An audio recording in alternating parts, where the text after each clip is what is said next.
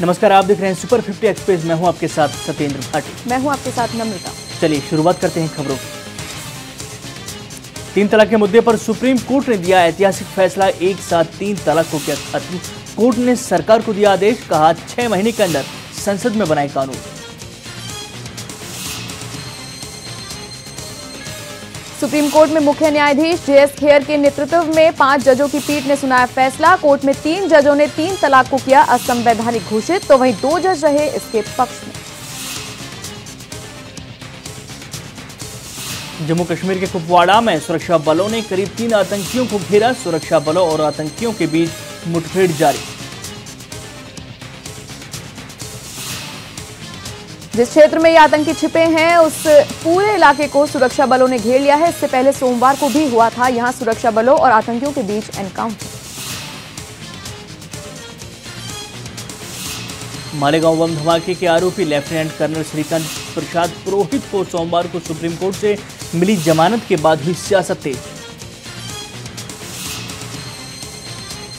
पुरोहित को जमानत मिलने के बाद कांग्रेस समेत विपक्षी दलों ने लगाया आरोप, कहा भाजपा शासनकाल में हिंदूवादी संगठनों से जुड़े आरोपियों को दी जा रही है क्लीन चिट।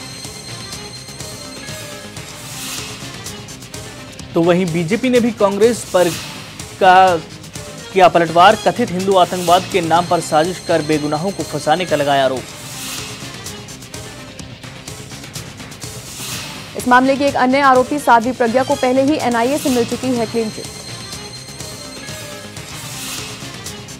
गौरव की पुरोहित ने सुप्रीम कोर्ट में मुंबई हाई कोर्ट के 25 अप्रैल के उस फैसले को चुनौती दी थी जिसमें उनकी याचिका को खारिज कर दिया था। मोदी कैबिनेट में शुरू हुई बड़े फेरबदल की तैयारी। जदयू के बाद अब एआईएडीएमके के इंतजार में है मोदी। 10 से ज्यादा मंत्रियों के होगी संगठन में वापसी। तकरीबन 20 से ज्यादा मंत्रियों के बदलेंगे विभाग। यूपी के 4 मंत्रियों को हो सकती है कैबिनेट से छुट्टी। गणेश चतुर्थी के बाद भी हो सकता है कैबिनेट में फेरबदल। भांजे के इलाज के लिए वीजा मिलने पर पाकिस्तानी महिला ने विदेश मंत्री सुषमा स्वराज को कहा शुक्रिया। दरअसल पिछले सप्ताह पाकिस्तान की रहने वाली लता शारदा ने सुषमा से अपने रिश्तेदार को मेडिकल वीजा देने की अपील की थी। लद्दाख में सैनिकों के बीच हुई हाथापाई के लिए चीन ने भारत को बताया जिम्मेदार। भारत के समक्ष दर्ज कराया विरोध।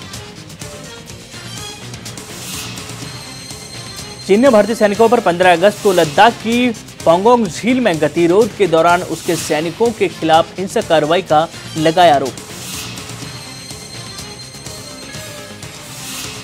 19 कंपनियों ने 3 साल में की 1 करोड़ 52 लाख की टैक्स चोरी। वित्त मंत्रालय ने जारी किया डेटा। कांग्रेस अध्यक्ष सोनिया गांधी के दामाद रॉबर्ट वाड्रा की अब बढ़ सकती है मुश्किलें। वाड्रा के राजस्थान में बीकानेर लैंड डील मामले की जांच अब सीबीआई को सौंप दी गई। राज्य की वसुंधरा राजे सरकार ने मामले से जुड़ी 18 फाइलें सीबीआई को सौंपी।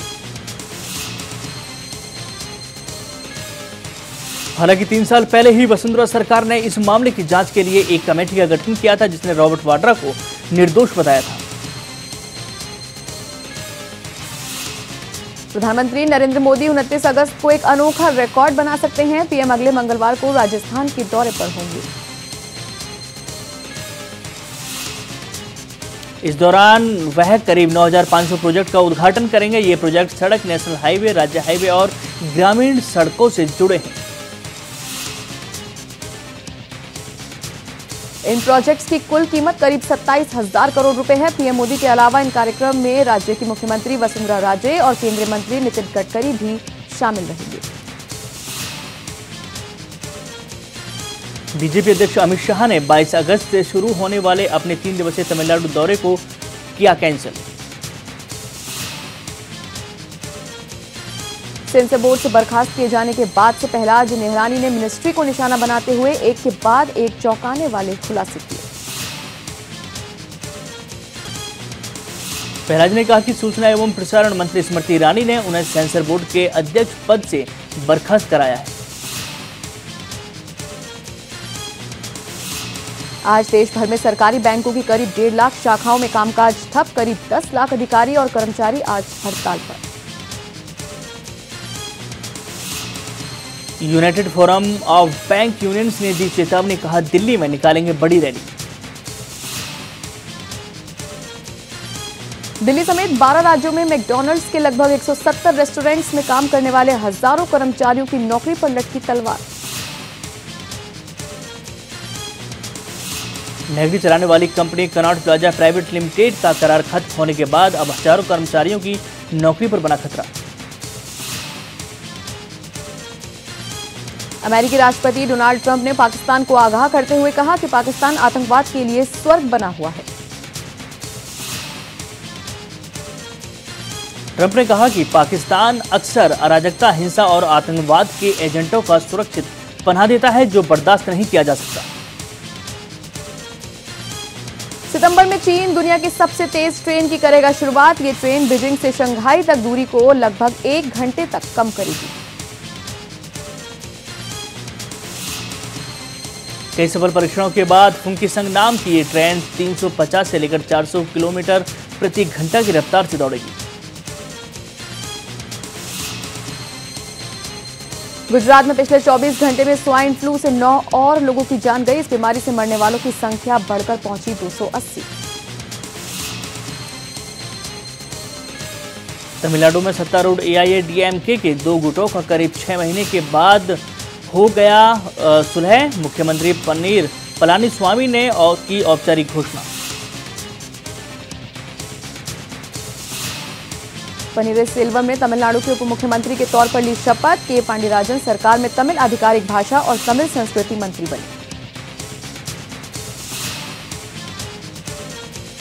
जेडीयू के राष्ट्रीय अध्यक्ष और बिहार के मुख्यमंत्री नीतीश कुमार ने किया बड़ा खुलासा, कहा गठबंधन टूटने के 15 दिन पहले से ही किया जा रहा था जेडीयू विधायकों को तोड़ने का प्रयास।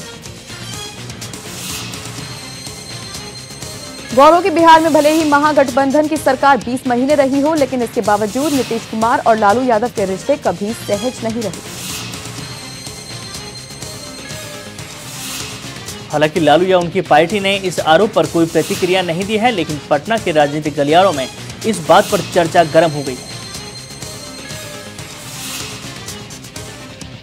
समाजवादी पार्टी के सुप्रीमो अखिलेश यादव 27 अगस्त को पटना में आरजेडी के मुखिया लालू प्रसाद यादव के साथ आएंगे नजर। दरअसल लालू की ओर से आयोजित भाजपा भगाओ देश बचाओ रैली में अखिलेश यादव शामिल होंगे। लालू की ये रैली 2019 के लोकसभा चुनाव के मद्देनजर एक महागठबंधन बनाने के प्रयास के तहत आयोजित की गई है। सभी विपक्षी पार्टियों के नेता आमंत्रित। बिहार में लगातार हुई भारी बारिश के कारण अचानक बिहार में आई बाढ़ से अब तक 304 लोगों की मौत।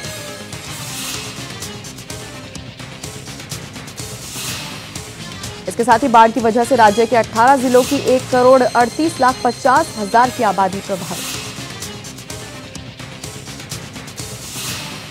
शिया सेंट्रल वक्फ बोर्ड के अध्यक्ष वसीम रिजवी ने किया दावा, कहा अयोध्या में राम मंदिर तोड़कर बनाई गई थी मस्जिद।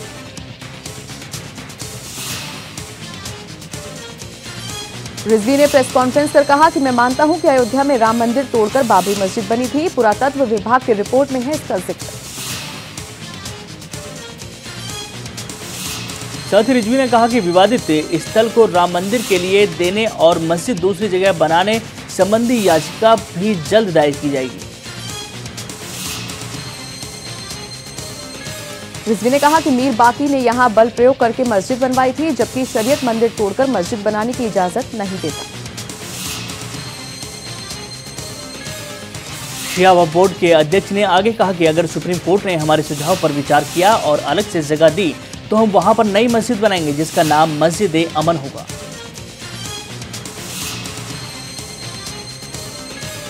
संजय दत्त ने अपनी पहली गणेश आरती की रिकॉर्डिंग की पूरी। ये आरती उन्होंने अपनी कमबैक फिल्म भूमि के लिए गाई है।